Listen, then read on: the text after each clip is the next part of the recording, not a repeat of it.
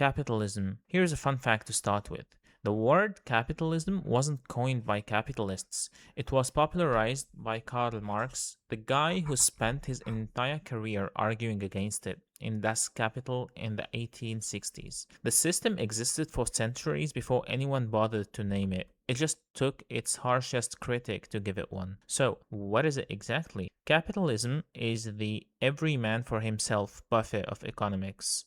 Private property, prices set up by supply and demand, not by a government order. Want to build a lemonade stand empire? Go for it. Nobody's stopping you, but nobody's helping you either. The government is there just to collect taxes if your wallet starts filling up. The United States is the textbook example people point to. Private enterprise drives the overwhelming majority of the US GDP, according to the Bureau of Economic Analysis. Keep that in mind, however, because by the end of this video, that answer is going to get more complicated. Socialism. Quick misunderstanding to clear up. Nordic countries get called socialist constantly in online arguments, but economically, they're capitalist. Private companies, stock markets, competitive markets, the whole deal. What actually makes them different isn't who owns the business. It is how much of the profit gets redistributed afterward through taxation. Socialism, properly defined, is what happens when a government looks at healthcare, transit, and education and says, actually, let's not gamble with this. Countries across Western Europe, especially in the Nordic region, pour a massive share of GDP into social public spending. Communism. Here is one that surprises people.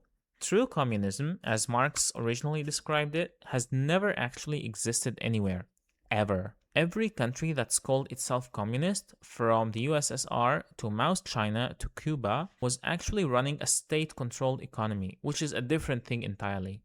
Communism technically is still a hypothesis nobody's tested. The pitch was always no classes, no private property. Everyone owns everything together.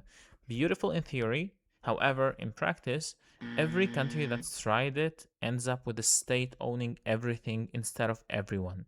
The Soviet Union made this literally official in its 1936 constitution, which abolished private ownership of land and industry outright. Mixed economy. Even the US, the poster child for capitalism, isn't actually pure capitalism. Social security, Medicare, public schools, minimum wage laws, all of these are government interventions in the market. There is no major economy on earth today running 100% unregulated capitalism.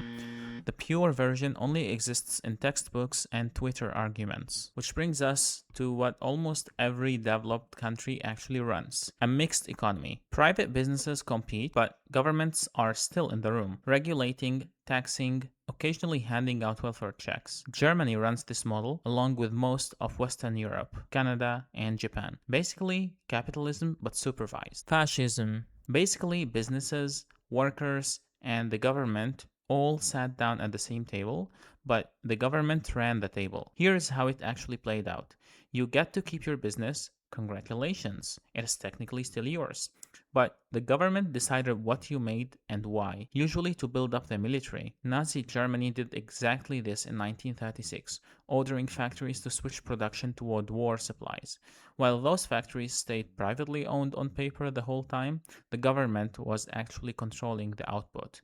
So you own the building, the government owns what happens inside it. Feudalism. Odd fact to close on. Feudalism didn't actually have a name while it was happening.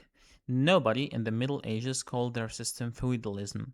The term was invented centuries later by 17th and 18th century historians and lawyers trying to describe the old system after it was already gone. Same as capitalism. The label came after the fact, from outsiders looking back. What it actually was: no money, no banks, no lemonade stands, just land, lords, and peasants doing the actual work in exchange for protection. Translation: not getting evicted, or worse. Back then, being rich meant owning land, not having cash like nowadays. And peasants were not free to just leave. Old records show they were legally tied to the land that they worked on, generation after generation. Basically, a lease you could never break.